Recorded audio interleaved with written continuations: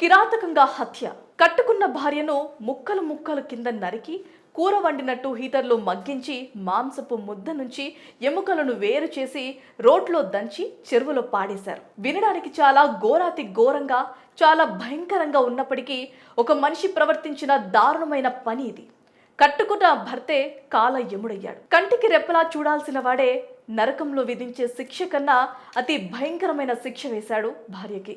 కాగా ఇటీవలే మీర్పేట్లో భార్యను కిరాతకంగా హత్య చేసి ముక్కలుగా నరికిన కేసులో సంచలన విషయాలు ఒక్కొక్కటిగా వెలుగులోకి వస్తున్నాయి.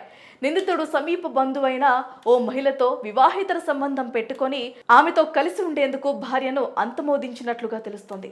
మృతదేహాన్ని ముక్కలుగా నరికి బకెట్ నీళ్లలో వేసి హీటర్తో వేడి చేసి మాంసాన్ని ముద్దగా మార్చి సమీపంలోని చెరువులో వేసినట్లుగా నిందితుడు పోలీసులకు చెప్పినట్లు తెలుస్తోంది. నిందితుడు ఇంత దారుణంగా వ్యవహరించడానికి ఒక వెబ్ సిరీస్ నుంచి ప్రేరణ పొందినట్లుగా విశ్వసనీయ సమాచారం. అయితే నిందితుడు హత్య చేసినట్లు చెప్పిన ఆధారాలు లభించకపోవడంతో పోలీసులు తలలు పట్టుకున్నారు. నిందితుడి ఫోన్ పోలీసులు పరిశీలించినప్పుడు ఓ మహిళతో ఉన్న ఫోటోను గుర్తించారు. మరి ఈ కేసులో ఏం జరిగింది? అతను ఎందుకు ఇలా ప్రవర్తించాడు?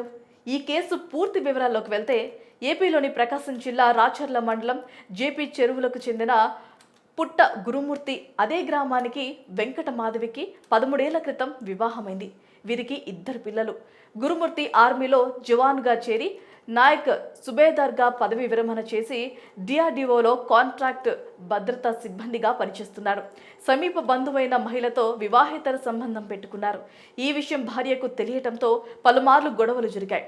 సంక్రాంతి సందర్భంగా గురుమూర్తి తన పిల్లలిద్దరినీ నగరంలోనే ఉండే తన సోదరి దగ్గరకు పంపించారు. 13, 14 తేదీల్లో మాధవితో కలిసి ఉదయం సోదరి ఇంటికి వెళ్లి సాయంత్రానికి తిరిగొచ్చేవారు. 15న ఉదయం గురుమూర్తికి భార్యకు గొడవ జరిగింది. ఓ మహిళతో భర్త దిగిన ఫోటోల గురించి అడిగింది. అప్పటికే భార్యను హతమర్చాలనుకున్న గురుమూర్తి ఆమె తలను గోడకేసి బలంగా కొట్టడంతో కింద పడిపోయింది. చనిపోయిందని నిర్ణయించుకున్న తర్వాత 6 నెలల క్రితం ఓటీటీలో చూసిన ఒక వెబ్ సిరీస్లోని పాత్రల తరహాలో భార్య మృతదేహాన్ని శౌచాలయంలోకి తీసుకువెళ్లి ముక్కలుగా నరికాడు. బకెట్ నీళ్లలో వాటిని వేసి హీటర్తో బాగా మరగబెట్టాడు. ముక్కలు మెత్తగా మారాక మాంసాన్ని ఎముకల నుంచి విడదీసి మరొక బకెట్లో వేసి రోకలతో దంచి ముద్దగా చేశారు. ఎముకల్ని ముక్కలుగా చేసి మాంసం ముద్దతో పాటు సంచిలో నింపి సమీపంలోని చెరువులో వేశారు. 17వ తేదీ సాయంత్రం భార్య కనిపించడం లేదని వెంకటమాధవి తల్లిదండ్రులకు ఫోన్ చేసి చెప్పాడు. చిన్న గొడవతో ఇంటి నుంచి వెళ్లిపోయినట్లుగా ఫిర్యాదు చేయించాడు.